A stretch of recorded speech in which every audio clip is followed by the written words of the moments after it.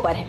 ये सिर्फ कुछ स्कूलों का विरोध प्रदर्शन नहीं है, ये उस बदलते भारत की तस्वीर है जहां अब बच्चे भी समझने लगे हैं कि अगर आवाज नहीं उठाओगे तो शायद कोई सुनने नहीं आएगा। लेकिन आखिर देश के बच्चे किताबों से निकलकर धरने पर क्यों बैठ रहे हैं?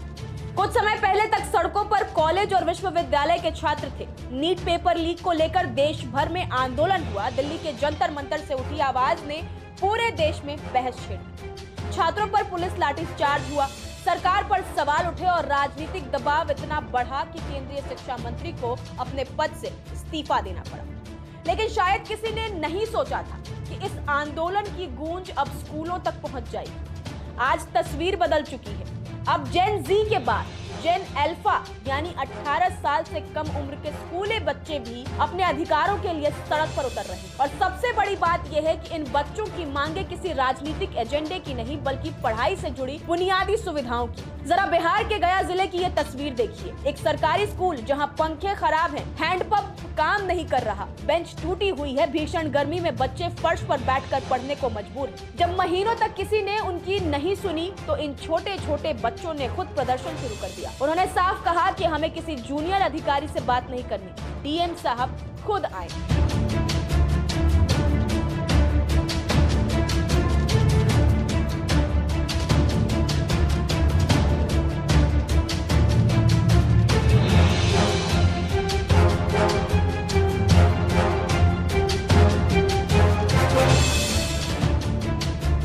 प्रशासन ने पहले छोटे अधिकारियों को भेजा, लेकिन बच्चों ने बातचीत से इनकार कर दिया। आखिरकार जिला अधिकारी को खुद स्कूल पहुंचना पड़ा, छात्रों से बात करनी पड़ी और तब जाकर प्रदर्शन खत्म हुआ। ये सिर्फ गया की कहानी नहीं है। उत्तर प्रदेश में करीब 1500 स्कूली छात्र छात्राएं 6 घंटे तक धरने पर बैठे रहे। उनकी मांग थी कि स्कूल में पीने का पानी साफ मिले, शौचालय ठीक किए जाएं और बुनियादी सुविधाएं उपलब्ध कराई जाएं।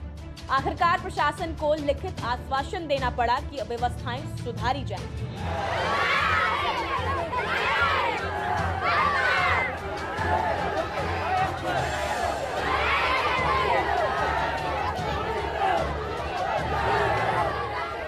अब महाराष्ट्र के बीड़ जिले में भी स्कूली बच्चों ने गांधीवादी तरीके से सत्याग्रह कर अपने स्कूल में बेहतर बुनियादी ढांचे की मांग उठाई। और फिर राजस्थान के जलोर की तस्वीर सामने आई।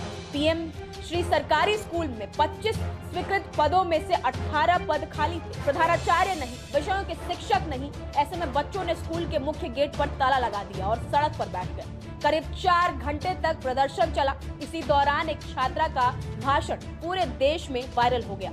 उसने अधिकारियों से सिर्फ एक सवाल पूछा कि बिना शिक्षकों के हमारा भविष्य कैसे बनेगा। जरा वीडियो देखिए। शिक्षा विभाग और सरकार से हमारी ये मांग है कि बीएमसी स्कूल और यहाँ पे एक भी टीचर है, सेकंड ग्रेड के एक भी टीचर नहीं है और फर्स्ट ग्रेड है उनके अंदर 2 टीचर है, एक है हिस्ट्री के और एक है हिंदी के। और हिस्ट्री के जो टीचर है वो प्रिंसिपल का पद संभाले, तो उनको भी टाइम मिलता है तो भी पढ़ाते, लेकिन ऑब्वियसली भी काम बहुत है तो वो करने पड़ते। तो इनसे हमारी मांग है सेकंड ग्रेड, फर्स्ट ग्रेड और थर्ड ग्रेड L1 L2 सभी के टीचर लगाए, वरना तब तक न तो स्कूल का लॉक खुलेगा, 10 बजे तक कोई नहीं आया तो हम रोड ब्लॉक करेंगे।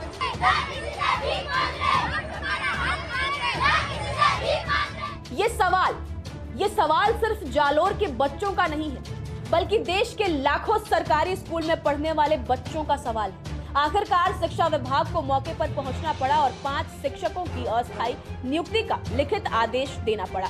इन प्रदर्शनों में एक बात लगातार दिखाई दे रही है। बिहार से लेकर महाराष्ट्र, राजस्थान और दिल्ली तक कई जगह प्रदर्शन कर रहे छात्र अपने हाथों में डॉक्टर भीमराव अंबेडकर की तस्वीरें लेकर चल रहे हैं और जय भीम तथा जय संविधान के नारे लगा रहे हैं। जब इस पर सवाल उठे कि छोटे बच्चे संविधान और अधिकारों की बात क्यों कर रहे हैं, तो छात्रों ने जवाब दिया कि बाबा साहेब सिर्फ एक व्यक्ति नहीं बल्कि समानता, शिक्षा और संवैधानिक अधिकारों के प्रतीक है। और यही इस आंदोलन का सबसे बड़ा संदेश भी है।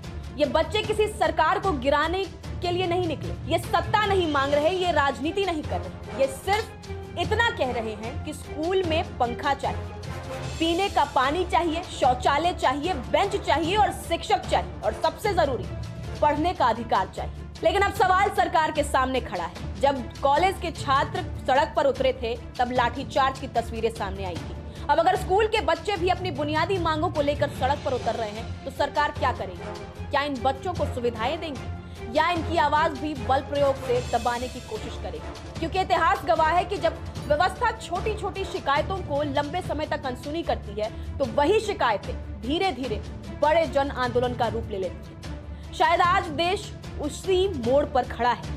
एक चिंगारी अब कई राज्यों तक फैल चुकी है। बिहार, उत्तर प्रदेश, राजस्थान, महाराष्ट्र, और ये सिलसिला यहीं रुकेगा या आगे बढ़ेगा, ये अब सरकार के अगले कदम पर निर्भर करेगा। अगर समय रहते सरकारी स्कूलों की बुनियादी समस्याएं दूर की जाती हैं तो शायद ये बच्चे फिर से अपनी कक्षाओं में लौट जाएंगे।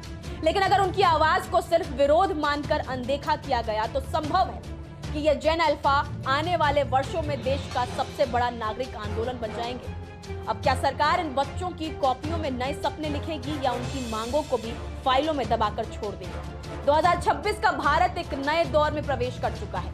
पहले जेन जी ने व्यवस्था से सवाल पूछे और अब जेन अल्फा जवाब मांग रहा है। अब देखना यह है कि व्यवस्था बच्चों की बात सुनती है या इंतजार करती है कि ये चिंगारी एक और बड़ी आग बन जाए। फिलहाल आप इन जेन अल्फा बच्चों पर क्या सोचते हैं, क्या कहेंगे और इनके विरोध प्रदर्शन को किस तरीके से देखते हैं, हमें अपनी राय कमेंट कर जरूर बताएं।